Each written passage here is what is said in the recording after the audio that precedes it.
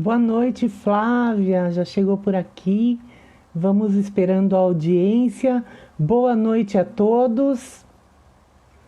Hoje é quarta-feira, dia 3 de junho de 2020. Já chegamos aí no meio do ano. E hoje a gente vem falar aqui de um assunto muito importante que tem corrido aí a mídia, as manifestações tanto nos Estados Unidos, na França, no Brasil, sobre os direitos das pessoas negras, sobre racismo, sobre solidariedade. Está bem ruim. Vocês estão por aí? Estão me ouvindo bem? Boa noite, Paquita, Flavinha, Juju. Estamos esperando aqui a Eliana entrar. Eu vou conversar hoje com a jornalista e gestora de pessoas, Eliana Teixeira. A Eliana foi minha colega de redação. Vocês estão me ouvindo? Vocês estão me vendo? A minha internet tem caído. Aguardando a Eliana para a gente começar nosso bate-papo. Já faz um tempo que eu não apareço aqui pelas lives, né? Os liveiros aqui de plantão, já faz um tempo, porque está bem corrido e para fazer uma live legal a gente tem que se informar também, né? As jornalistas aí sabem como é que funciona. Tá travando um pouquinho, né? Vamos seguindo. Aguardando a Eliana, é a primeira vez que ela participa de uma live, portanto, ela está procurando, provavelmente. Vou tentar falar com ela aqui pelo WhatsApp.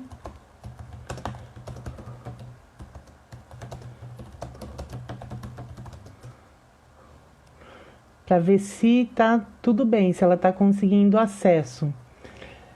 Com esse boom de lives, muita gente entra, não sabe ainda como é que lida e aí acaba aprendendo aos poucos, né? A gente vai aprendendo. Olha, a Eliana já chegou por aqui, eu vou colocar ela. Então, vocês que estão por aqui, o nosso assunto é de extrema importância, porque é um assunto que somente no Brasil já temos aí 520 anos, né, de racismo, embora o povo brasileiro não seja um povo que se considere racista. E Eliana, seja muito bem-vinda, muito obrigada por estar aqui com a gente para falar desse assunto tão importante e tão essencial para ser falado em todos os tempos, né? Boa noite, Dani.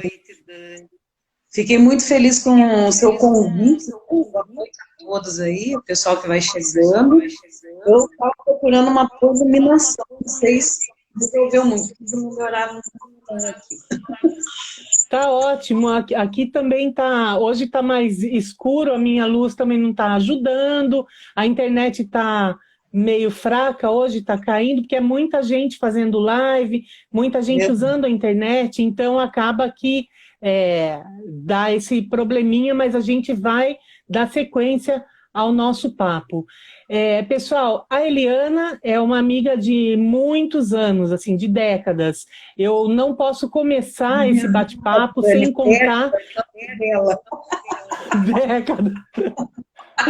Eu não posso começar esse papo sem contar que eu poderia ter chamado aqui um historiador para falar sobre a história do povo negro, sobre racismo e tudo mais, mas numa época, há 15 anos mais atrás, 15 anos, em 2005, a gente foi trabalhar juntas na Gazeta de Piracicaba, que estava começando na cidade, naquela época, né? E aí, naquela época também havia a questão das cotas raciais nas universidades, que o governo estava aprovando, E a minha posição em relação a isso era contra. Eu era contra porque eu acreditava que, como eu tinha batalhado bastante para pagar a faculdade, para estudar, por que que uma pessoa negra deveria ter mais importância do que eu naquele momento? Por que que eu não teria tanto direito quanto elas?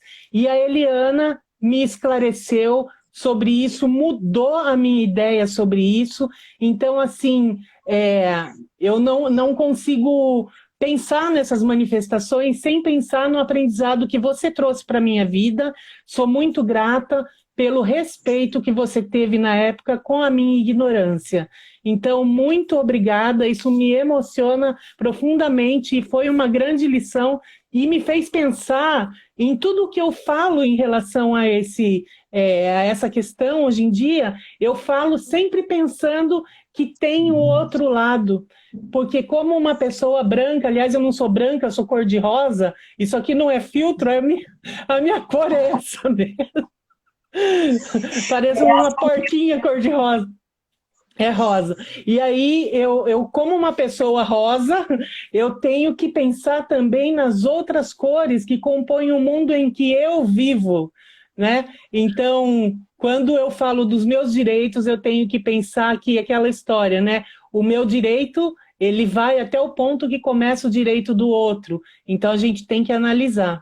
E nós estamos passando aí por muitas manifestações que são políticas, que são partidárias, que são de, de, de todos os níveis, né?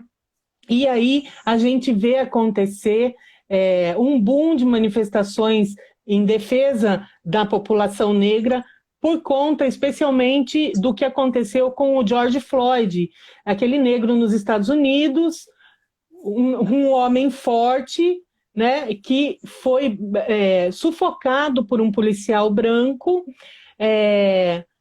E aí eu fico pensando, poderia ter a cor que fosse, era um ser humano e não merecia que isso acontecesse, mas era negro.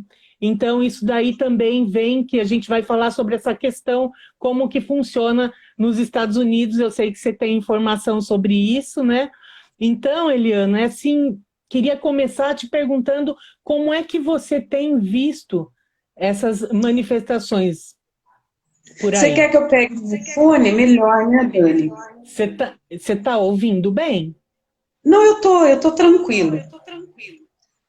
É, E o pessoal tá então, ouvindo bem? O pessoal é bem camarada por aqui, viu? Quando eles não estão ouvindo, eles falam, eles vi a questionam e tudo bem. Lilian, um abraço para a Lilian, dona Cis. Sim. Então, Dani, a gente só fazendo um pequeno histórico, né, sobre a minha vida profissional. A gente se Acho conheceu em melhor você 2000. pegar o fone mesmo. Tá, peraí, só um Tá minutinho. cortando. E lembrando, né, pessoal, que não foi só a questão do George Floyd nos Estados Unidos, mas aqui a gente teve o menino João Paulo, de 14 anos, que foi morto dentro de casa. A gente teve aquele mototaxista, Diego. Também aconteceu isso na comunidade da Zona Oeste do Rio de Janeiro. Então, quer dizer, tem tantas histórias, e fora as histórias que a gente não fica sabendo, né? O que acontece todos os dias e a gente não fica sabendo, e muitas vezes acontece na vizinhança. Então é isso, Li. Então, Dani, só voltando um pouquinho sobre a questão da minha vida profissional, né? A gente se conheceu em 2005, né? Já faz uns pares de 15 anos anos. aí, né? 15 anos. E eu fiz parte da primeira equipe da Gazeta de Piracicaba, entrei em 2003, quando começou a Gazeta, e a gente já se conhecia, eu fui bichete sua da faculdade, né? Você entrou em 94? 5, 95. 95, eu entrei em 96, então eu fui bichete da Dani. A gente já se conhecia da época da faculdade. Então E a me gente respeita, porque é para sempre isso, viu? para sempre, tá vendo?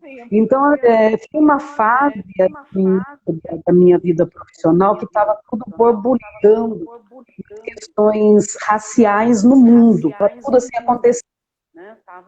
Em 2000, eu me formo no final de 99, pulei grau em janeiro de 2000, e acredito que no mesmo ano eu comecei já a trabalhar, a fazer freela para a Tribuna.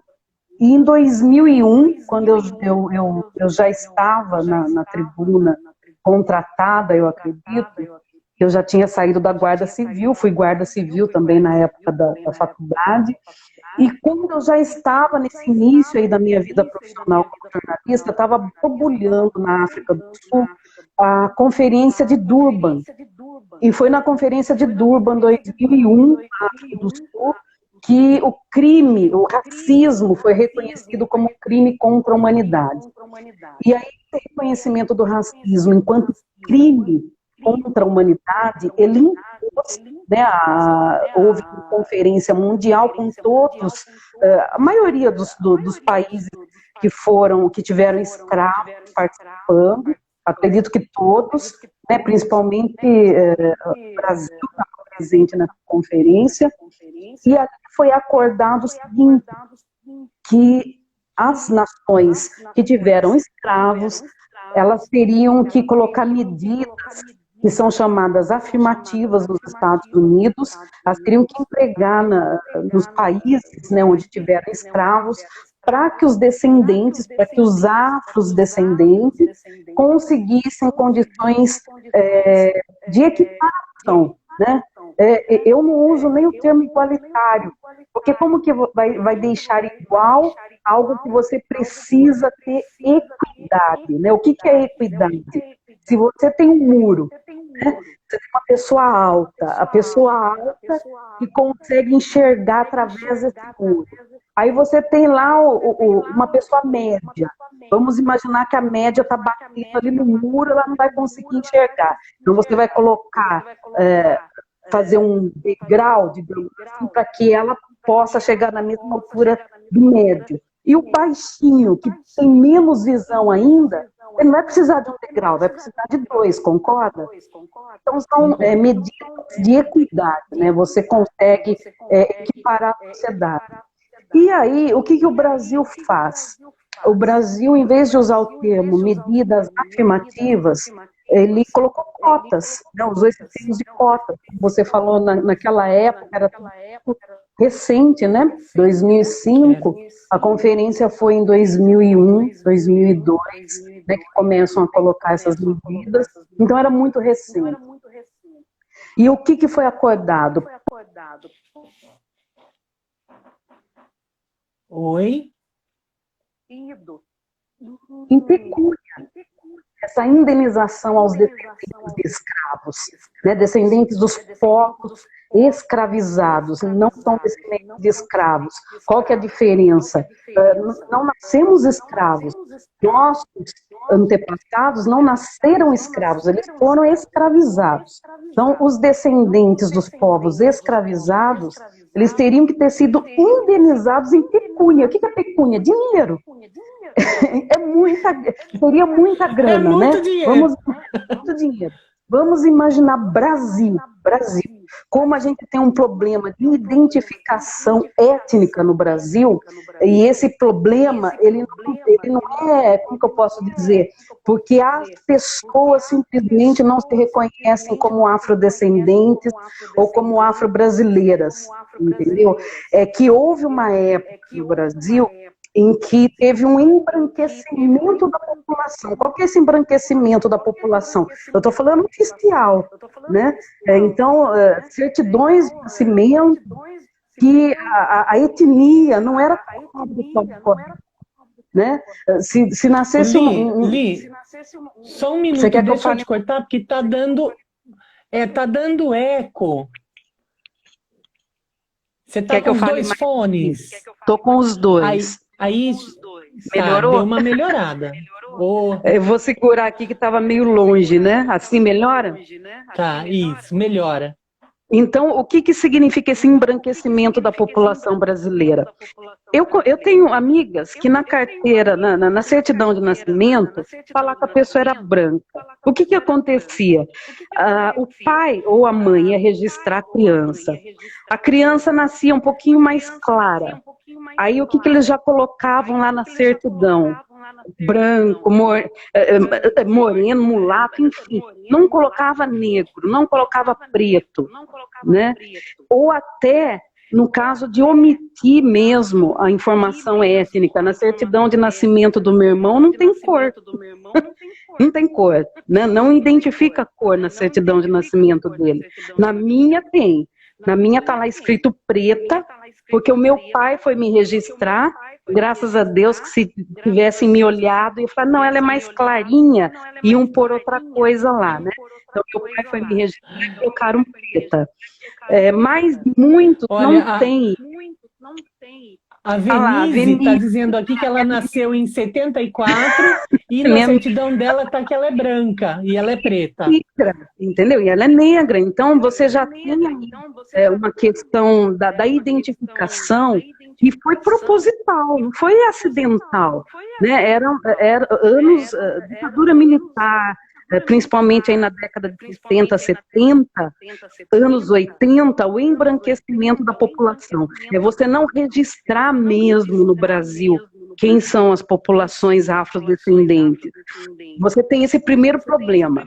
Aí você tem uma outra questão que o IBGE, ele coloca critérios ali de cor que eu sou totalmente contra. Muitos afrodescendentes são contra. Ali você tem pardo para mim é papel. Né? Eu acho isso um absurdo. Papel. De encapar caderno, né? De encapar caderno, lembra a infância. Você tem um mulato, enfim. Mas você não tem a maioria se identificando mesmo como afrodescendente por essas outras referências étnicas ou de cor. Mesmo assim, a gente no Brasil pode dizer que a população afrodescendente inclui aí também os pardos, né, os pardos, que eu sou totalmente contra esse termo, que são os mestiços, né? Na verdade, são os mestiços. A gente passa de 60%. Então, imagine um país indenizando mais de 60% dos descendentes dos povos escravizados em dinheiro. Né? Não ia ter como. Aí o que eles identificaram que seria melhor implantar as cotas. O que são as cotas? As cotas são medidas afirmativas que servem, né, deveriam servir para promover essa equidade que a gente falou no início, né, para você dar as mesmas condições, porque quando você tem a libertação oficial dos escravos, por que oficial? Porque você liberta das senzalas, tem a lei assinada, a lei áurea assinada, depois de muita luta do povo negro brasileiro, principalmente, né, e durante muito tempo teve essa questão de ignorar a história dos líderes negros que fizeram todo o movimento pela libertação dos escravos e colocar como se a princesa Isabel tivesse sido a autora maior disso. Não. Ela simplesmente legitimou uma causa que já era defendida pelos escravos, né? Aqueles que eram escravos e os escravos libertos, que tinham também os escravos lei do ventre livre, os que já nasceram fora da escravidão por alguma lei que já tinha mesmo antes da libertação dos escravos. Tá passando atualmente na Globo uma novela que chama Mundo Novo, Novo Mundo. E essa novela traz bem a questão na época do Dom Pedro, traz bem essa questão da luta dos negros para desescravizar, né, as pessoas da mesma cor. E também como o papel do José Bonifácio, que era branco, dentro disso daí, porque ele defendia a abolição, né, da escravatura. Aí você tem, não dá para ignorar que tiveram personagens pessoas negras que também se envolveram com a luta, como é necessário contra o racismo que pessoas não negras também se envolvam nessa luta.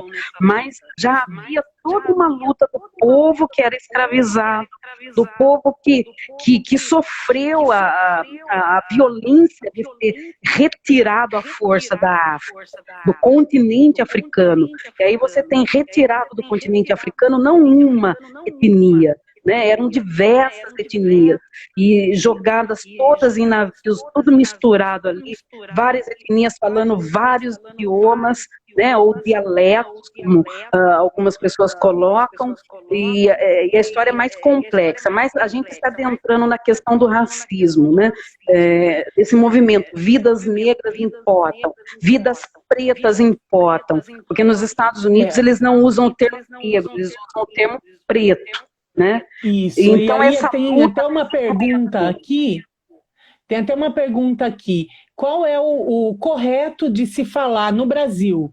É a pessoa preta ou a pessoa negra? A mulher preta ou negra? O homem? Qual é o termo correto para que a gente se eduque também e não fale de forma ofensiva?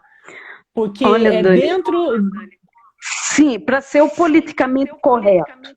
O politicamente correto, que é o que entra até quando você tem a questão aí das cotas, e só fechando. O que são as cotas? As cotas, eles não estão nos dando nada. Porque uma pessoa, para participar de cotas, seja em serviço público, concurso público, seja em vestibular, a pessoa não tem que fazer a prova. A pessoa tem que fazer a prova. E ela concorre ali dentro dos 20%, porque não são todos os sistemas que eles permitem o candidato afrodescendente, esse seria o termo que entra aí na lei, afrodescendente. Então, não sei como me referir à pessoa, porque a pele dela é um pouquinho mais clara, um pouquinho mais escura. Afrodescendente, afro-brasileiro, você não vai estar errando, né? Então, nos termos aí de concursos de cotas, o termo é esse, afrodescendente, ou afro-brasileiro. Afrodescendente é o que aparece na maioria. A pessoa está concorrendo, ela tem que fazer uma prova e será aprovada para ela fazer uso daquilo. E no estado de São Paulo, hoje em dia, os concursos, eles englobam além dos 5%, o candidato ele pode concorrer no geral, que é mais amplia a concorrência do afrodescendente, amplia a oportunidade do afrodescendente, porque ninguém está dando nada. Imagine o seguinte, os judeus, que é o mesmo crime contra a humanidade, o Holocausto, foi reconhecido como crime contra a humanidade, no caso dos judeus. Você sabe de que forma os judeus foram reparados? Não. Em pecúnia, dinheiro. Você conhece o judeu pobre? Não conhece, né? Eles foram indenizados em pecúnia, dinheiro. O que não aconteceu com os afrodescendentes, né? Os afrodescendentes aqui no Brasil decidiram pela questão das cotas. Acho que se fosse consultar muitos afrodescendentes, não, mas peraí, dá minha parte. Em dinheiro que eu vou estruturar minha vida, eu vou ver o que eu faço. Mas não, foi uma decisão que veio governamental para o povo afrodescendente. Em relação Até porque se você vê nas favelas ou em lugares onde que estão mais marginais, vamos dizer, a sociedade, não no sentido de bandido, mas no sentido de estar à margem, de exclusão, a maioria é de população negra. Sim. Né? Então, se fosse indenizado, não seria dessa forma, né? Totalmente diferente. E isso, por que a maioria que está nas favelas, que está nos guetos, nas periferias é negra? Abriram as portas das senzalas e falaram, vão. Ninguém ajudou ninguém. Você tem aí alguns casos isolados de que ex-donos de escravos, né, vamos dizer assim, indenizaram, deram terras, né, aos ex-escravos, mas isso foi a minoria dos ex-escravocratas. Né? Então você não tem isso no Brasil. E aí você abre as senzalas, joga esse povo né, que até então não tinha onde morar, não tinha trabalho remunerado, e fala, vai, ó, agora vocês estão livres. E aí o que restou para a maioria do povo negro, do afrodescendente? Ir realmente para as favelas, ir para as periferias. E eu falo assim com muito orgulho da minha etnia. As pessoas falam, os japoneses superaram a Segunda Guerra e se reconstruíram. Já pararam para pensar que no Brasil, a gente tem o quê? 130 anos? Me ajuda aqui, eu tô meio ruim de conta, Dani. 1888, 88, 98, 2008, 18, 132 anos. 132. 132 anos da libertação oficial dos escravos. Meu, eu tenho muito orgulho da minha etnia. Em 132 anos, é recente. A gente conseguiu, mesmo antes das medidas afirmativas, que são as cotas, a gente conseguiu, ainda que fosse uma minoria, mas a gente conseguiu galgar espaços na sociedade. Uma minoria. Eu digo, por que uma minoria? Quando eu entrei na faculdade, eu acho que a classe tinha mais de 80 alunos naquela época, quando o INEP fervia de alunos, né, na comunicação social, e eu acredito que era eu mais três afrodescendentes, mais dos três, dos quatro ali, a única pessoa que se posicionava enquanto negra era eu. Era eu. Né? E depois, a sua turma estava lotada, então, que a minha tinha 2. Estava lotada. Um menino e uma menina. Então, mas o que aconteceu? Teve um cara, que eu não me lembro o nome dele, ele teve que deixar a faculdade porque ele não conseguiu bolsa.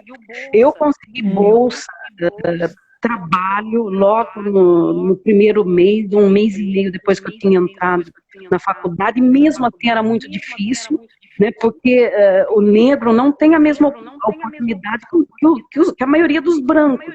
Eu estudei a vida toda em colégio público e eu não estava preparada para prestar um vestibular público. Porque acontece isso, se você não tem dinheiro, estuda a vida toda numa escola pública, aí em vez de você ir para a universidade pública, você vai para a universidade particular. Né? Porque o que aconteceu comigo também. Acaba sendo mais fácil para a gente entrar. E aí a gente chega, né, no meu caso, cheguei lá sabendo que eu não tinha dinheiro. Mas o que eu tinha na cabeça? O que o meu tio, que já tinha se formado, que era a primeira pessoa com formação universitária na família da minha mãe, falou, olha, eu consegui bolsa, eu fiz direito, era ele, na época a mulher dele também. Ele falou, se eu conseguir, você consegue também. Vai nessa cara, sua função é passar. Passou no vestibular, depois a gente vai atrás de bolsa, depois a gente vê como é que entra e termina sem DP, porque você não vai ter dinheiro para pagar DP. Então eu já fui focada. Fui focada. E não tinha esses programas que hoje você tem, né, de ProUni, não tinha nada disso, era muito difícil. 1993, né, era muito difícil. A hora que eu chego na faculdade, eu vejo aquele mundo branco, né, que eu falei, caraca, onde estão os negros? Né? Não tinha, a maioria prevalecia ali, vamos dizer, 80% era branca da comunidade universitária, 80% era branca. Mais de 80%. Mais até, né? Mais de 80%. E aí teve um cara que entrou, que era negro também, acho que ele era de Campinas, o cara teve que parar a faculdade logo no primeiro mês porque não conseguiu bolsa, e eu fui muito forjada na insistência, Dani, senão eu teria desistido também, né? E eu tive o apoio assim, muito forte da minha mãe para me ajudar e do meu tio. E aí eu consigo bolsa, o Creduc, consegui o Creduc no início do segundo ano de faculdade.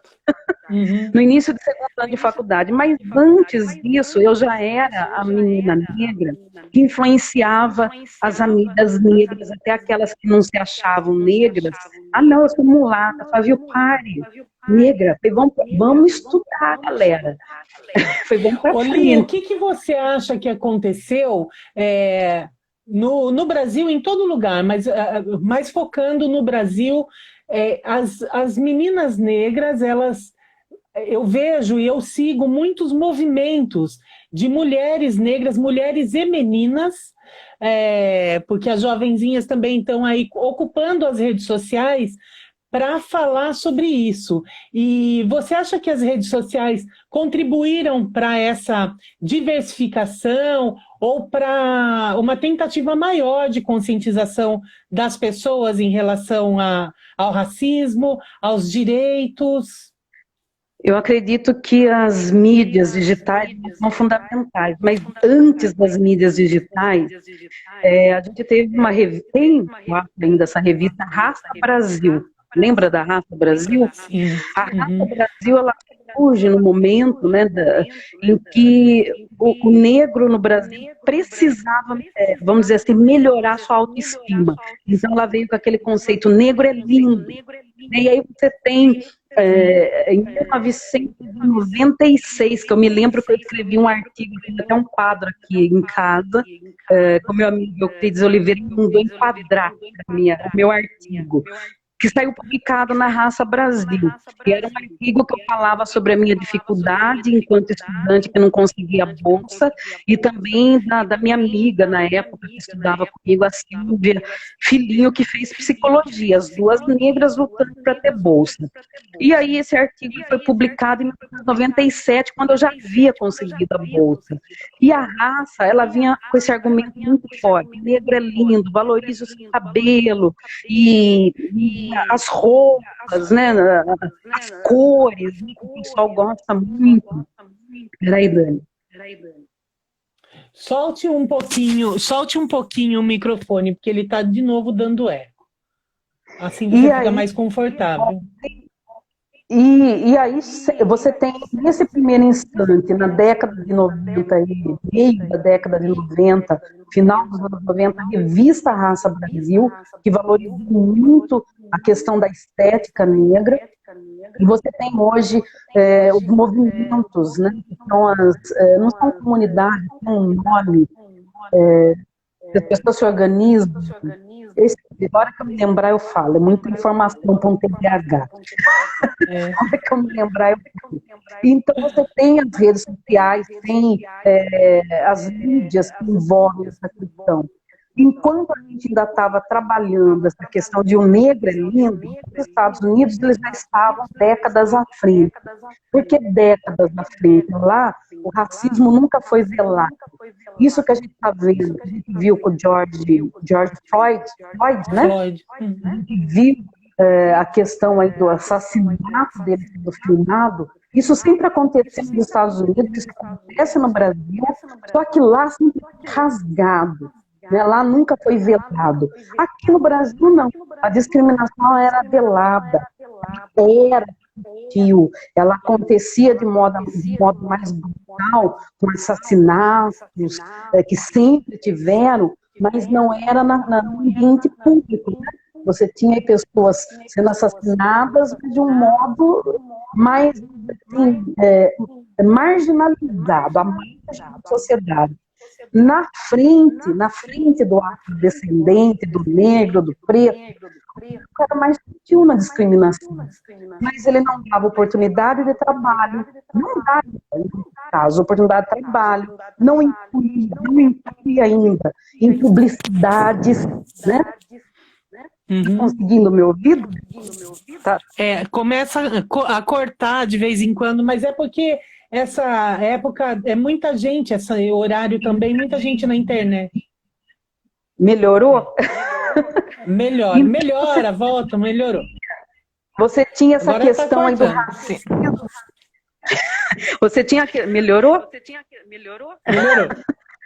Você tinha a questão do racismo velado no Brasil. Tipo, eu tenho um amigo negro, mas discriminava ele. Não, a minha empregada é negra, mas as condições eram péssimas. Muitas vezes essa empregada não era nem registrada, né? Ela era uma verdadeira escrava. Então era tudo muito velado. Enquanto a gente estava valorizando o negro é lindo, os Estados Unidos já estava à frente, porque lá já haviam as medidas afirmativas, né? A gente tem Barack Obama, né? O que foi aquele presidente, né, para os Estados Unidos, que foi aquele democrata do mundo. O Barack, assim como a mulher dele, eles A tiveram Michelle. ações afirmativas, a Michelle, eles tiveram ações afirmativas a favor deles. Porque lá não gosta do negro, não gosta, mas é obrigado pela lei a incluir. Simples assim, né? É obrigado pela lei a incluir, não tem o que discutir. E isso foi em cima de muito sangue, muita luta, né? Você tem Martin Luther King, você tem Malcolm X, né? Nas lutas aí reivindicando, você tem muitas, milhares ou milhões de norte-americanos que morreram para que os direitos fossem garantidos, e lá a população é 13%, a população afro-americana é 13% do país. Né? Os Estados Unidos é um território muito maior do que o brasileiro. E aqui no Brasil a gente pode dizer que os afrodescendentes são mais de 60%. Né? Embora muitos ainda não tenham essa identificação.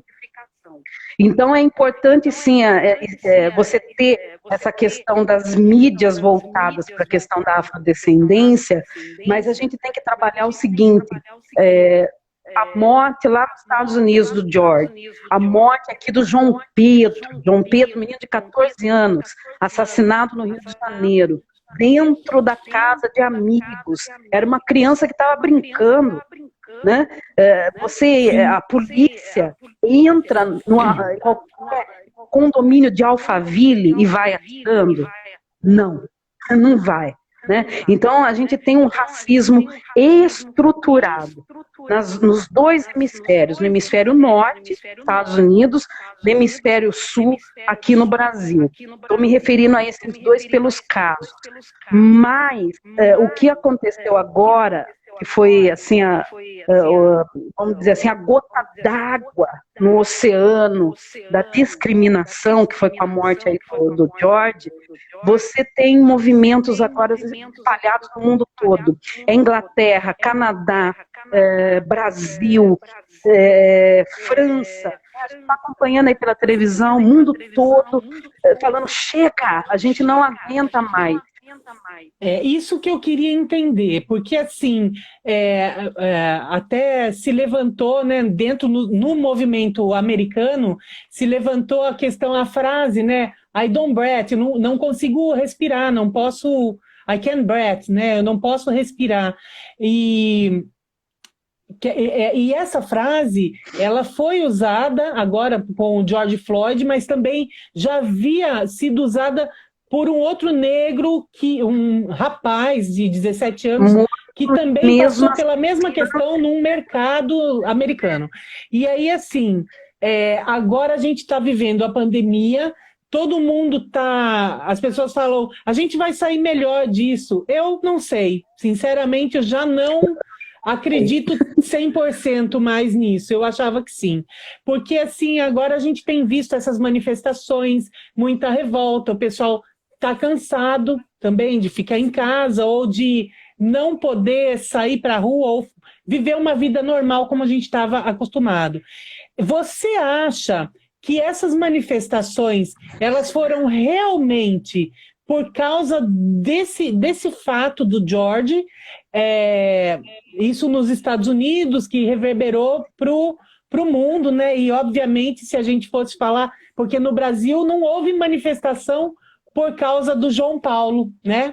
Então, assim, a gente foi se manifestar aqui, os brasileiros foram se manifestar aqui por causa do que aconteceu nos Estados Unidos, e não exatamente pelo que aconteceu no Brasil, né? Então, que isso fique bem claro, porque também é cultural que a gente não se defenda, né, aqui por conta de questões nossas.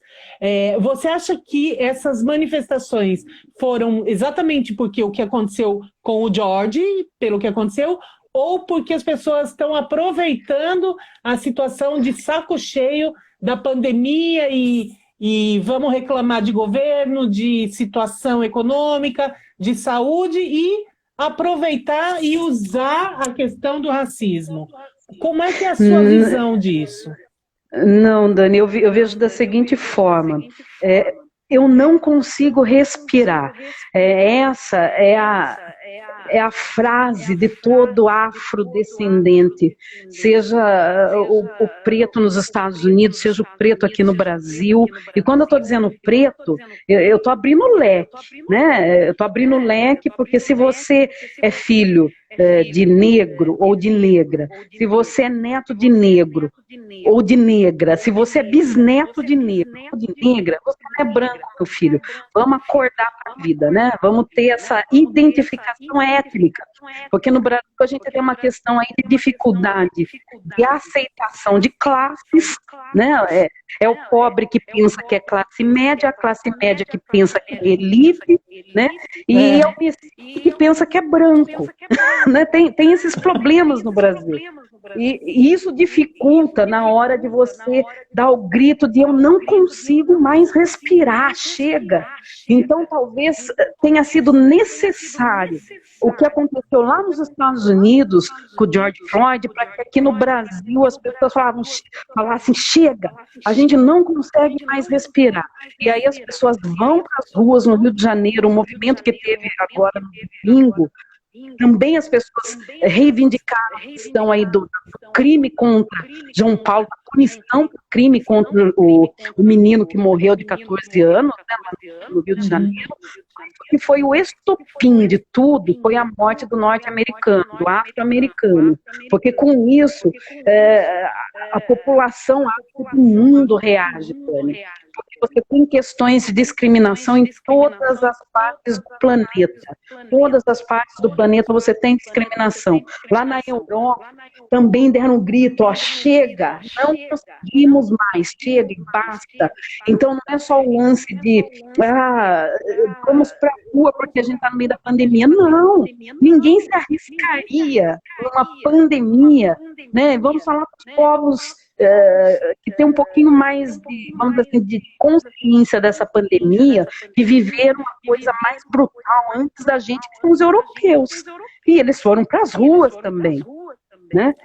Nos Estados Unidos, o Brasil está quase aí, né, chegando, misericórdia, no número de mortos, mas nos Estados Unidos o negócio lá tem sido avassalador, a pandemia. E as pessoas estão indo para as ruas. Agora, quando você me fala o seguinte, parece que está amenizando, o movimento já não está tão forte.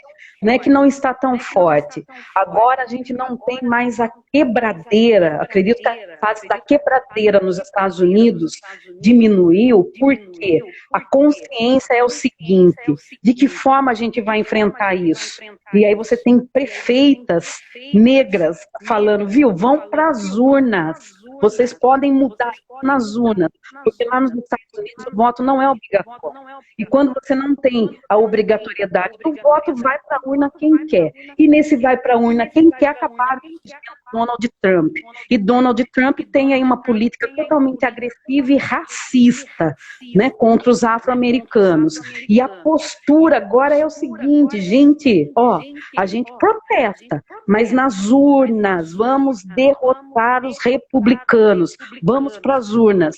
E isso também vai ter um impacto aqui na América Latina, principalmente no Brasil, porque quando você tiver aí uma mudança, a dança das cadeiras, tirando republicanos e entrando democrata, né, nos Estados Unidos, alguém do Partido Democrata nos Estados Unidos, você enfraquece o governo brasileiro e institucionalizou o racismo nesse país. O governo de Bolsonaro institucionalizou o racismo, né? Então, que antes era velado, agora está escancarado. De um lado é bom, porque você sabe com quem você está lidando. Né? As pessoas perderam a vergonha de serem racistas. Então o racista não está mais se escondendo, só que ele precisa ser penalizado. Né? Racismo é crime. Então você tem que penalizar a pessoa que comete o crime de racismo. Mas você tem, o mundo é uma aldeia. Então o que acontece lá nos Estados Unidos acaba influenciando no Brasil também. Ao mesmo tempo que eu vi aquela cena dos tanques, né, de guerra que o Trump chegou a enviar para uma das cidades, eu falei, meu Deus, a gente voltou para os anos 60, né? O que está acontecendo no mundo, né? Não é só no mundo, não é só no Brasil, é no mundo. Regredimos para os anos 60. Eu não sei se é uma regressão, né? Eu prefiro ver que talvez seja algo cíclico. E é nesse momento cíclico que a gente tem que lutar. E essa luta, ela não é só dos afrodescendentes, ela é dos não negros também, ela é dos não pretos também. Não tem como mudar uma sociedade só de um lado. Quando eu falei, eu perguntei sobre o que você pensava sobre o I Can't Breathe, é porque até assim, emocionalmente, as pessoas, em geral, por conta da pandemia, não estão conseguindo respirar emocionalmente. E, óbvio, sem jamais super válido e importante e valioso qualquer tipo, valiosas essas manifestações.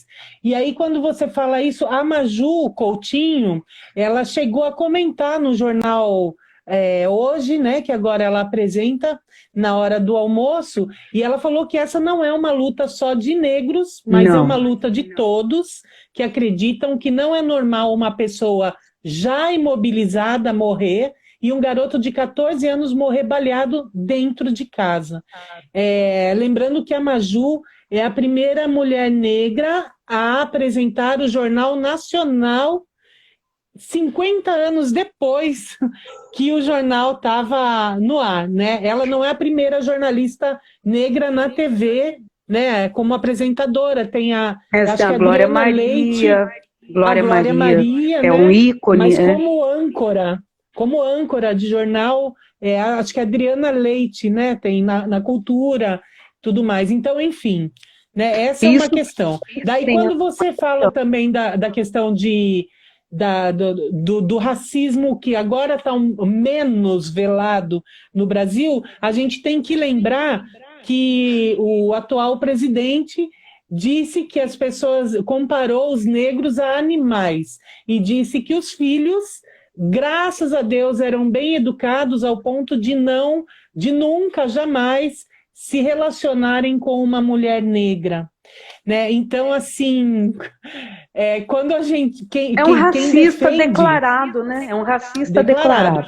Quem defende esse cara porque ele fez uma coisa ou outra que foi legal, não sei o quê, a partir do momento, para mim, que ele fala um troço desses, porque é um troço mesmo, né? É um troço. Ele já perde qualquer credibilidade humana, né, na minha opinião, e na opinião de muita gente. Mas aí a gente não vê só um presidente, a gente vê jogadores de futebol sendo chamados de macaco. Ah, mas o macaco é um animal inteligente, deveria ser um elogio. Eu cheguei a ouvir isso. Eu digo, é um absurdo. Se você me chama de macaco, se você me chama, a mim, mulher branca, de macaca, eu vou pensar o quê? Que eu sou macaca porque eu estou pulando muito, porque eu estou agitada. Mas quando você chama uma pessoa negra de macaco, você está não comparando a inteligência do animal, mas fazendo uma comparação por conta de cor, e aí sim, e remetendo né?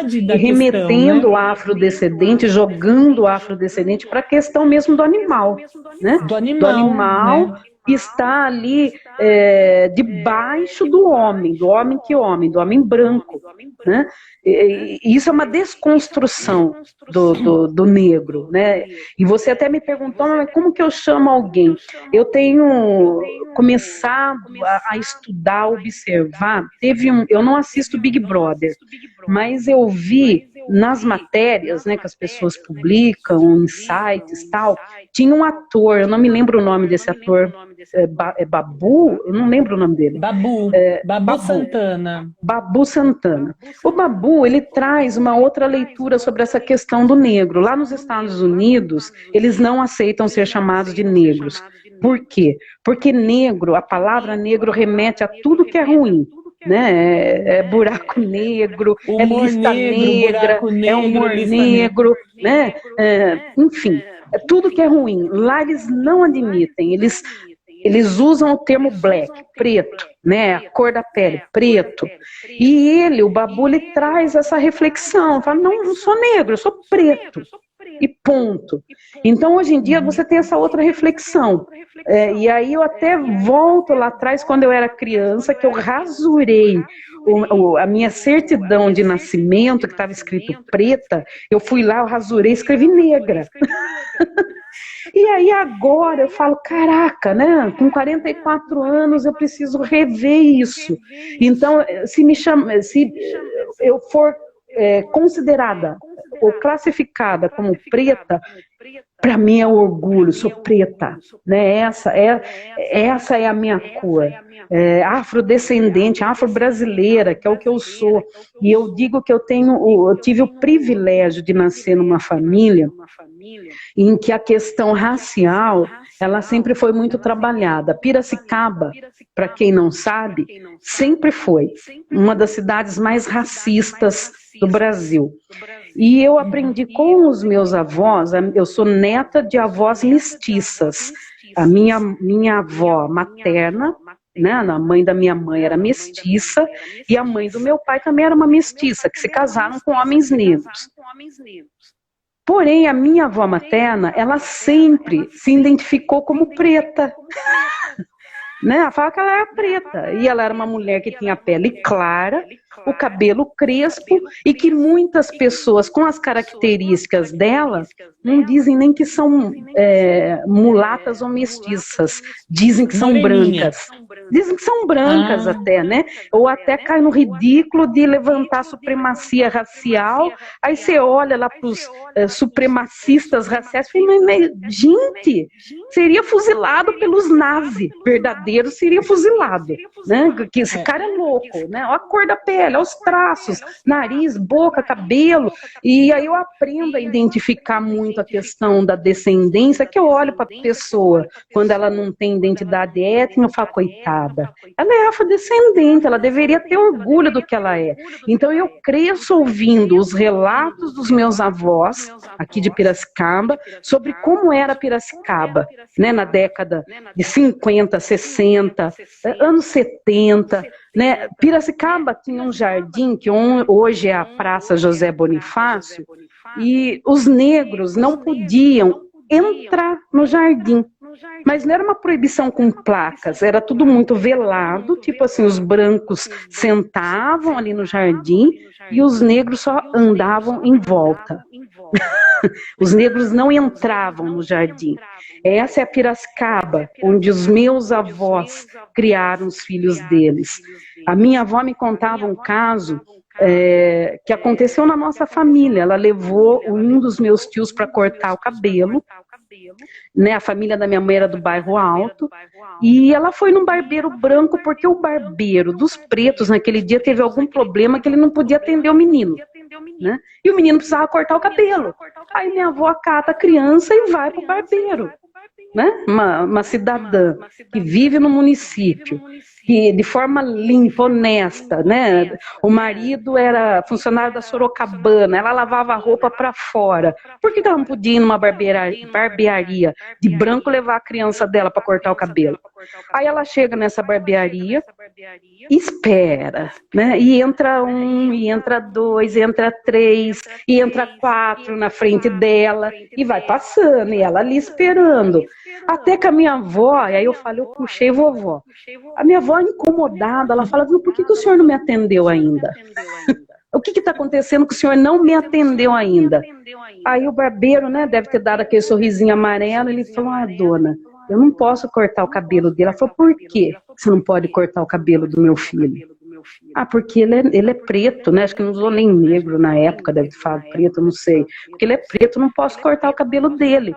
E aí minha avó deve ter descascado o pepino sem falar palavrão, porque era uma mulher cristã, né? Não falava palavrão, não tinha a boca suja, como de muitos presidentes por aí, né?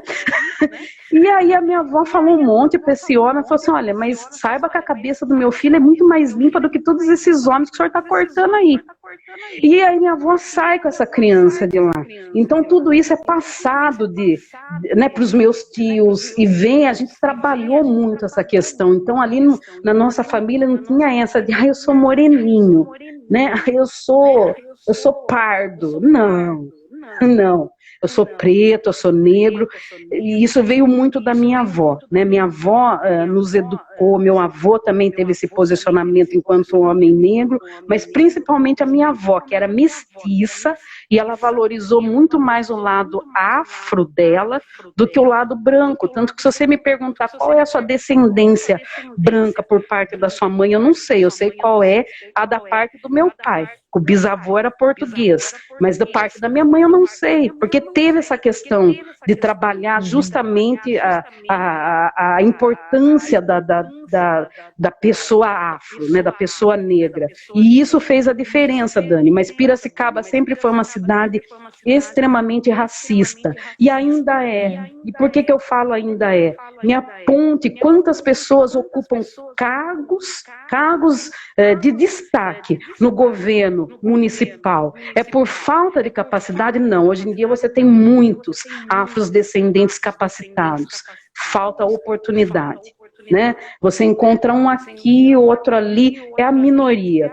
Então, o que você tem? Essa questão das cotas, ela está restrita a concurso público, ela está restrita a vestibular, mas você não tem, até na publicidade, Piracicaba tem uma lei que tem que incluir em publicidade oficial, você tem que incluir um percentual de negros, mas você não tem medidas afirmativas em empresas, em corporações privadas e muito menos no alto escalão de governos. Você não tem isso. Deveria ter. É um absurdo, né? Olha, é um absurdo. A gente está chegando, infelizmente, aos últimos 3 minutos da nossa conversa. Passou rápido. Falar muito rápido, porque é um assunto que não acabaria, né? E eu quero contar uma história. Quando eu tinha uns 11, 12 anos, eu estudava num colégio público, né? Eu estudava no Doutor Prudente, e na minha turma era variado, tinha gente de toda cor, e tinha um menino que era muito meu amigo, ele chamava Claudinei, e ele era negro. Ele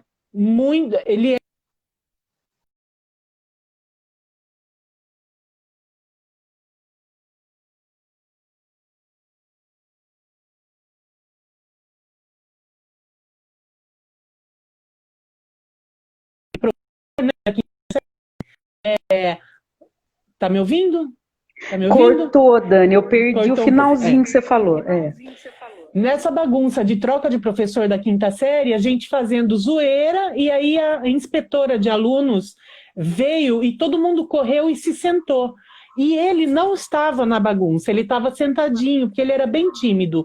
Nisso caiu a borracha dele no chão, e bem na hora que ela entrou, ele levantou para pegar a borracha. Ela deu um grito, que eu ouço o grito dela, me arrepia. Só podia ser você mesmo, seu pretinho. Mas ela gritou e apontou assim, ela era truculenta, sabe assim? Aquilo me deu uns 5 minutos, eu sou muito da paz, mas eu nervosinha, você sabe que eu sou bravinha também, né? Não sou qualquer um.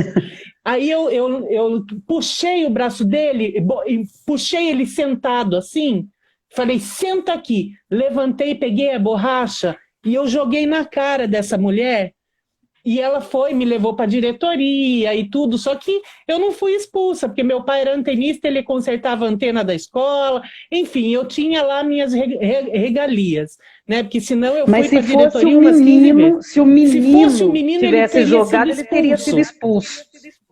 E até esse é o Brasil. Hoje eu não encontro mais ele na rua, mas muitos anos depois eu encontrava e ele vinha me agradecer. Eu dizia, não tem que agradecer. Meu Deus, eu não estava defendendo você, eu estava defendendo o mundo que eu vivo. Eu tinha 11, 12 anos. E é isso. Isso faz a diferença, né, Dani? Total. Eu queria te agradecer muito, porque a gente já está com 30 segundos aí quase para terminar. Adorei. Eu também adorei. Eu quero indicar 2 filmes que eu assisti, que eu lembrei agora aqui, para que as pessoas se lembrem mais, se familiarizem mais com essas questões. Um chama